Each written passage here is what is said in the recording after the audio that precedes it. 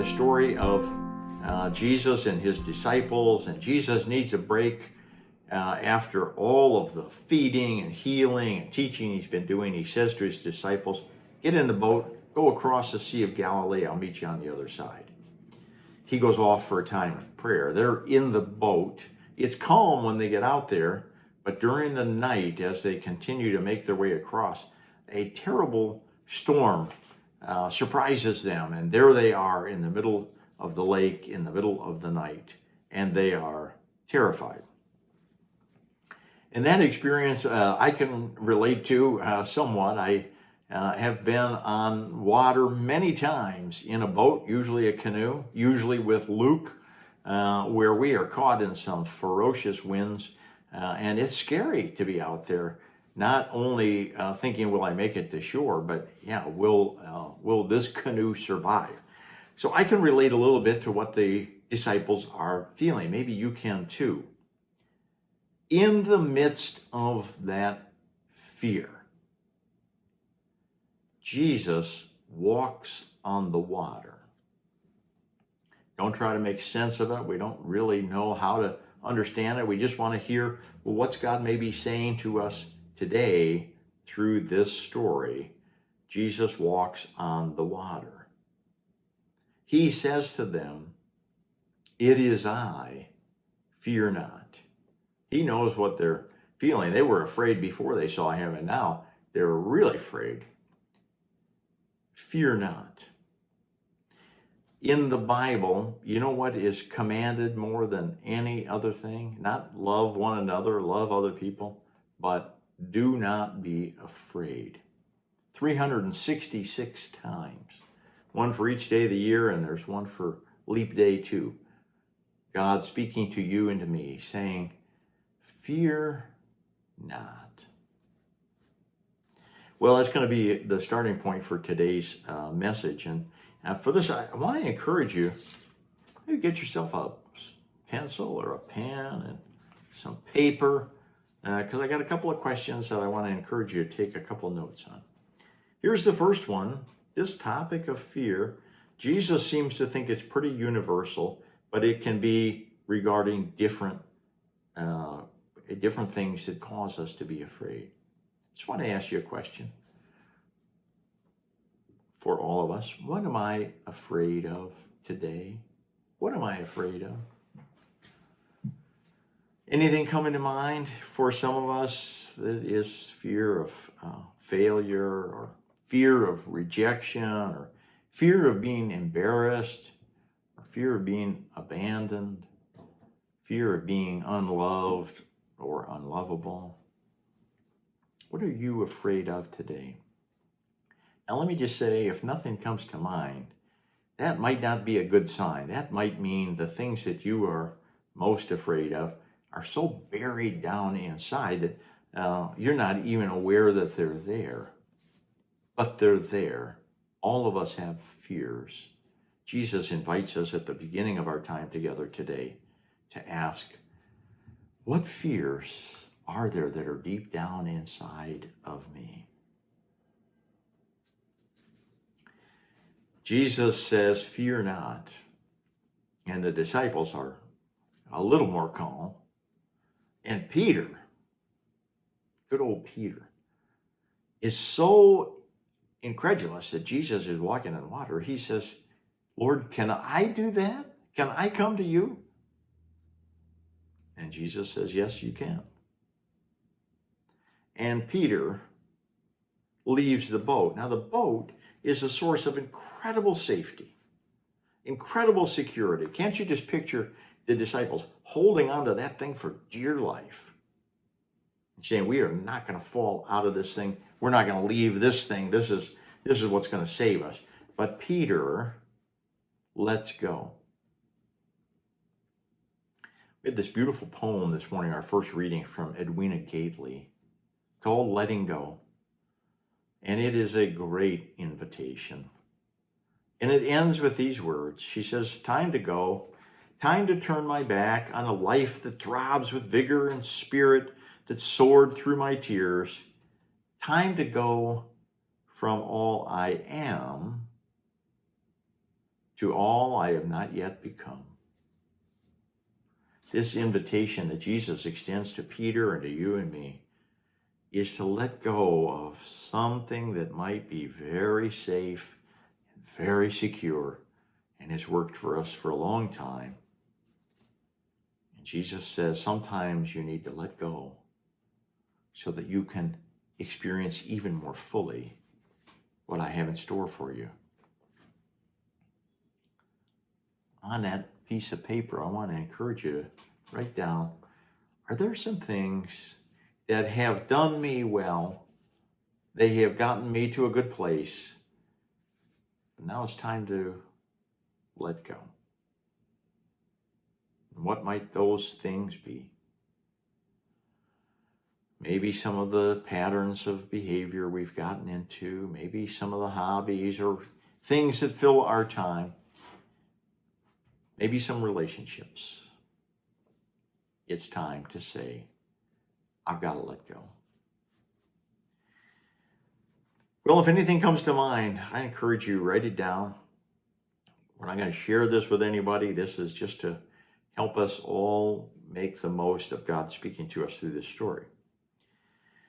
Now, the story is about taking risks, letting go of something, not because it's good and we love it, but so that we can take the risk of having open hands to receive something even better, even more profound.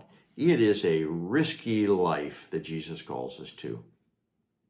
He is not calling us to a life of security, but really to a life of taking some risks in our efforts to follow him. Following Jesus is not a risk-free venture, and Jesus calls us to live a life not filled with avoiding risk. I like this quote I came across. An author said, "You can live on bland foods so as to avoid an ulcer. You can drink no tea or coffee or stimulants in the name of health.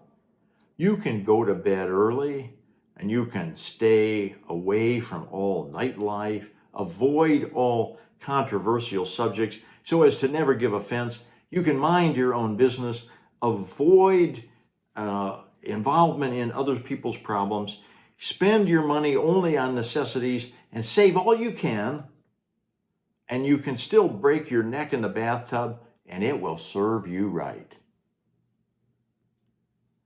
We're called to a greater life than simply avoiding risk and avoiding failure. Jesus calls us to let go of some things, to take a step out in faith, out of the boat. What is it?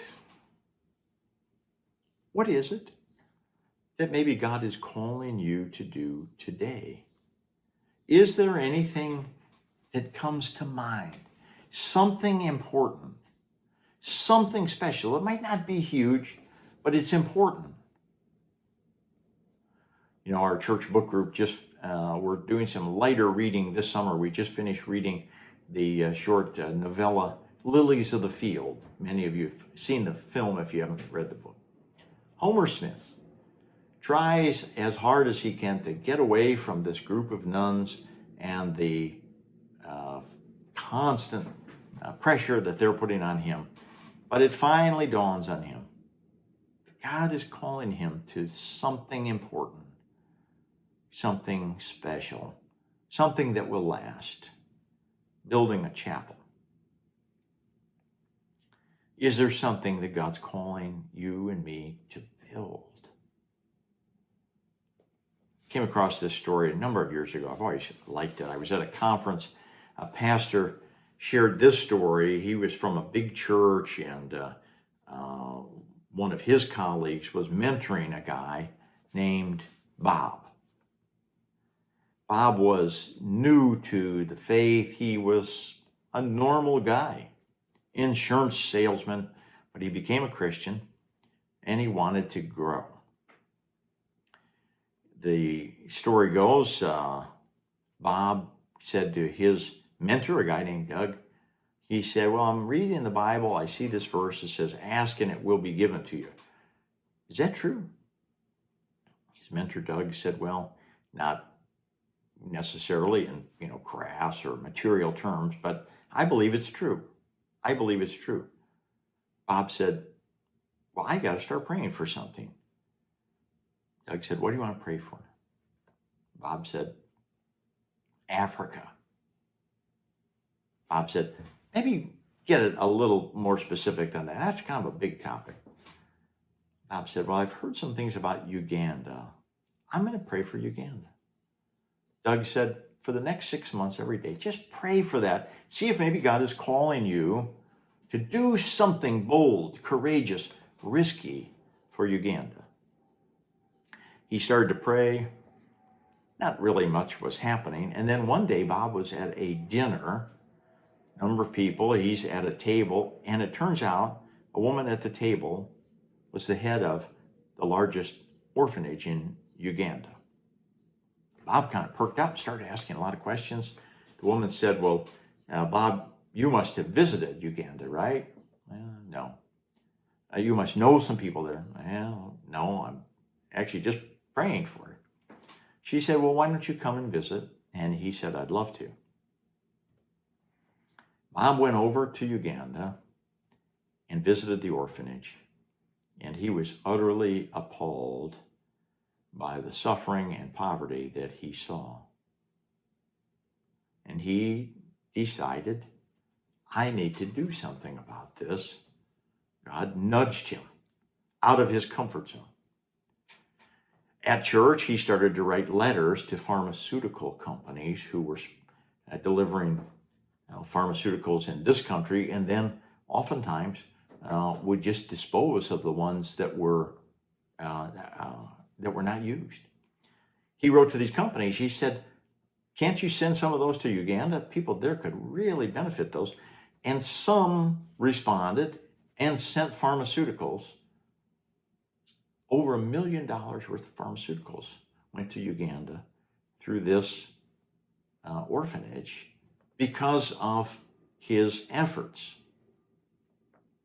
The woman who was the head of the orphanage was so nonplussed. She said, Bob, we want you to come over and be the guest of honor at a celebration we're having. So Bob flew over. While he was there, he was taking a tour of the Capitol led by a government official. Bob saw a prison. He said to the government official on the tour, who's in there? Government official said, well, those are political prisoners. And Bob said to him, well, that's not a good idea. You ought to let those people out. A few weeks later, back in the United States, Bob received a phone call from the United States Department of State. Is this Bob? Yes. Bob, have you been to Africa lately? He said, yes. Bob, did you make any statements about political prisoners? Well, I said I thought they should be released. The State Department official said, we've been working to release those political prisoners for a number of years, and nothing was happening.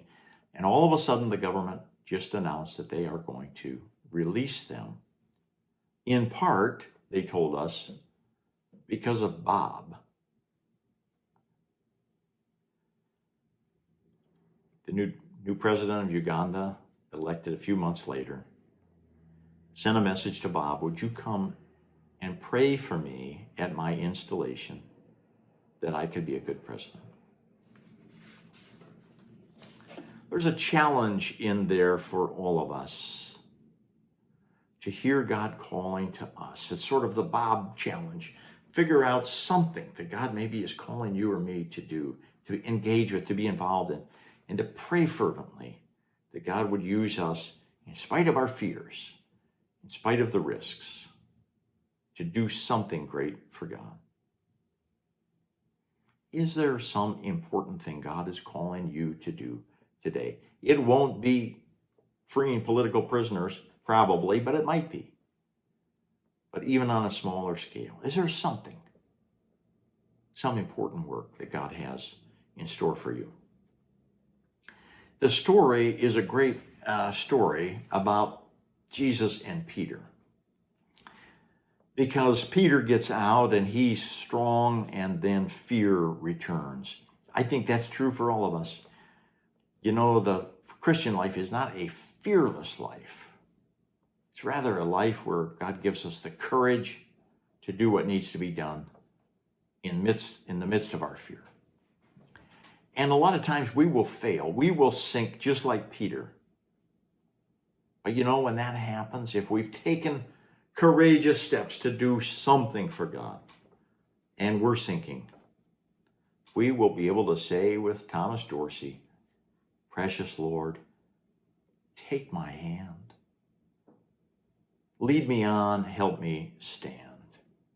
We'll be able to say with Horatio Spafford, "It is well with my soul."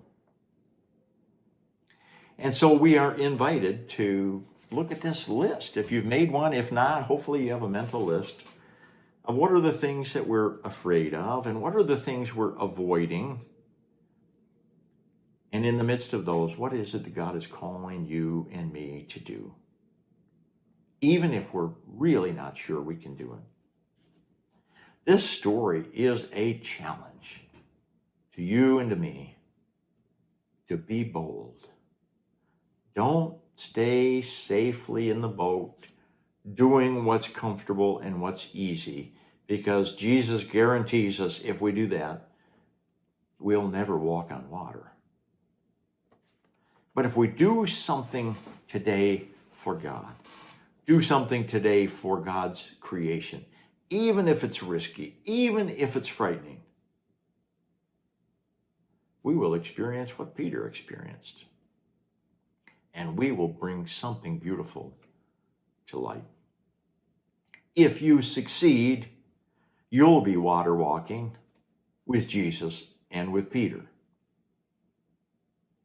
And if you fail, Jesus will be right there to take your hand, to lift you out, and to help you stand.